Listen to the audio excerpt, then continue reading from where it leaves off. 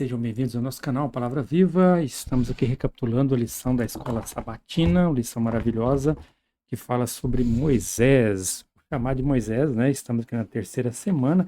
Eu vou recapitular aqui quarta, quinta e sexta.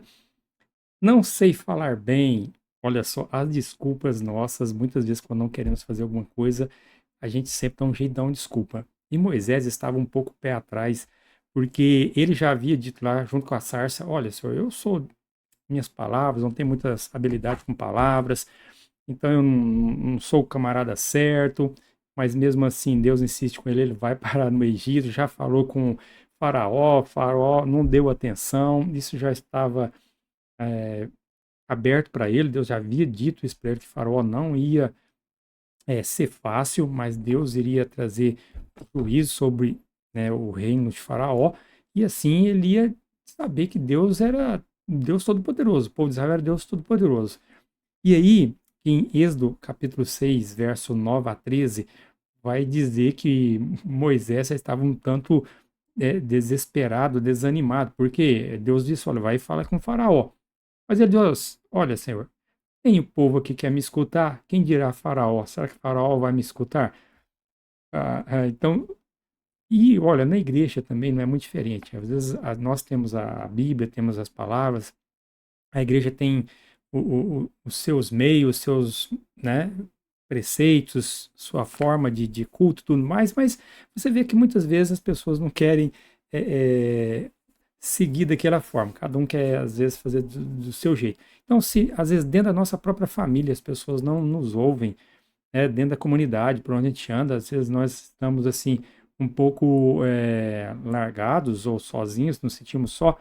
Imagina, ele vai falar com o faraó, as pessoas também não querem ouvir, não dá ouvido, porque o faraó havia apertado o cerco, falou, olha, eu não vou dar mais palha, vocês se viram, trabalham, eu quero o mesmo tanto, e eles não conseguiam alcançar as metas e a chibata no lombo dos líderes de Israel, que eram os coordenadores ali do pessoal.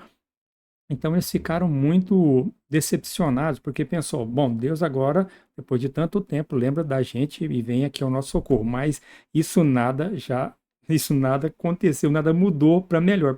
Simplesmente a coisa foi mais feia. Até pergunta, já estivemos em situação semelhante? Quem nunca sentiu, né, em algum momento deprimido, desapontado, insatisfeito, ou até mesmo abandonado por Deus? Às vezes você pensa, nossa, acho que morrer seria melhor, acabar com tudo seria melhor, desistir seria melhor. Mas, olha, o povo de Israel havia estabelecido no Egito um crescimento populacional sem precedentes. Eles, embora estavam ali sendo castigados, oprimidos, mas eles tinham uma boa alimentação. Eles tinham fartura de pão e tudo mais. Você vê que depois eles vão reclamar no deserto. Ah, a gente tinha cebola, tinha não sei o que lá, e aqui a gente só tem um maná no deserto depois. Mas veja só que Deus vai dizer: olha, eu vou operar com a mão estendida, com poder sobre o Egito. O rei do Egito vai empinar, né? Aí não vai querer deixar, mas ele por fim vai aceitar. E Deus vai dizer em Êxodo 6, 7, eu os tomarei por meu povo e serei seu Deus. Olha só que maravilha. Deus é o nosso Deus, nosso Criador, nosso Salvador, aquele que nos sustenta e nos fortalece. E no momento a gente tem dificuldade, sabe? Tem uns perrengues na vida que não é mole, mas podemos ter certeza que Deus está conosco. E até se o pior aconteça, a nossa vida seja ceifada, né? Que infelizmente é o que estamos vivendo aqui nessa terra, mas a Bíblia diz que Deus por fim se levantará sobre a terra e os salvos, os mortos em Cristo ressuscitarão e viverão com ele para todo sempre. Então, temos que confiar em Deus. Moisés, ele esteve ali no deserto de Midian durante 40 anos, ele teve uma educação extraordinária no Egito, toda a tecnologia da época, todo ensino, toda habilidade, estratégias, tudo ele aprendeu, mas foi importante isso também na vida de Moisés depois, mas quando ele vai para o deserto, vai aprender a mansidão, o cuidado das ovelhas, ter a paciência com esse, com aquele, né, com o novinho, com os idosos, as ovelhas, tosquiar e tudo mais, aquele trabalho que ele tinha feito ali, realmente foi muito importante também para o seu aprendizado espiritual. E ele não E esse tempo, ou seja, esse tempo não foi perdido. Então, tudo que a gente passa na vida, as experiências amargas e doces e boas, elas não são perdidas. Muitas pessoas, através dessas experiências, elas se tornam melhores pessoas. Aqueles que passaram fome, eles têm um olhar mais compaixão com aqueles que têm necessidade. Aqueles que passaram por alguma doença, então eles têm compaixão com aqueles que também passam por essas necessidades. Então, Moisés também, que passou por esses momentos difíceis no deserto, mas agora Deus havia chamado. E ele vai dar desculpa pelo menos 3 vezes. Ele falou no deserto lá, junto com a sarça, eu não sei falar minhas palavras, eu também eu tenho dificuldades às vezes de expressar. Tem pessoas que é excelente oratória, tem um poder grandioso na oratória, mas eu tenho aprendido também e posso compartilhar com vocês aqui. Então, Faraó, cabeça dura, ele não ia aceitar. E Moisés está dizendo: eu não sei falar, sou incircunciso de língua, eu tenho minhas dificuldades, e se nem o povo de Israel quer me ouvir, quem dirá Faraó? Deus falou: então é o seguinte, Arão será seu porta-voz, será o profeta, e você será como Deus sobre Faraó. Né? Deus falaria com Moisés, Moisés passaria para Arão, e Arão passaria para Faraó as instruções de Deus. E aí a gente pode perguntar, né? Por que então Deus já não escolheu logo Arão? E ele seria o porta-voz, ele queria falar as coisas, Moisés estava acompanhando. Por que Deus não escolheu Arão, então? Arão, a gente sabe que ele era uma pessoa boa de falar, mas muitas vezes o seu caráter era um pouco. Ele não sustentava aquilo que Deus dizia. Você vai ver lá na frente, depois dos 10 mandamentos, o pessoal aperta ele para agradar o pessoal, tal, ele faz o bezerro de ouro, então não era uma pessoa assim que tinha uma firmeza tal que nada moveria ele. E Moisés já era, né, uma pessoa de um caráter mais rigoroso, uma pessoa mais centrada, e ele estava um pouco indeciso ainda, mas quando ele vê o agir de Deus, realmente aí ele entra de cabeça. E às vezes nós também ficamos meio preocupados, né? Será que a palavra de Deus vai dar certo? Não vai dar certo? Será que se eu fizer vai ser bom? Não vai ser bom? E às vezes ficamos preocupados. Por exemplo, quanto ao sábado. Muitas pessoas pensam, guardar o sábado é difícil, não tem como, eu vou perder recursos, eu não vou conseguir o alimento da minha família. Olha, pode ter certeza, quando você começa, às vezes o começo é difícil, mas pode ter certeza que as bênçãos virão.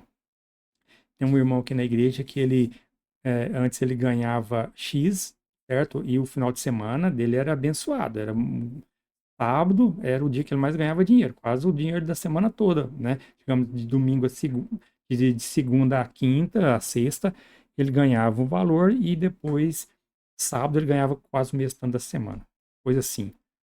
Então, a partir do momento que ele resolveu seguir a Deus, guardar o sábado, na quinta-feira ele já ganhava mais do que o que ele ganhava no passado. Quando ele resolveu de fato servir a Deus, confiar em Deus, a vida dele mudou e por muito melhor. Então, às vezes a gente desconfia, Deus, será que Deus vai abrir as portas? Será que Deus vai manter? Mas quando você vê que Deus cumpre a sua palavra, aí nós deslanchamos junto, né? Vamos juntos, porque vê, não, Deus realmente está ao nosso lado. Então, quando Deus mandou ele voltar, né, falou, Moisés, volta lá e fala para ele, ele estava um pouco desconfiado que ele não tinha capacidade. Às vezes a gente também se sente incapaz de fazer muitas coisas. E é claro que cada pessoa tem seu dom, suas capacidades. Então, tem aquele que é bom para falar, o outro é bom para cantar, o outro é bom para editar.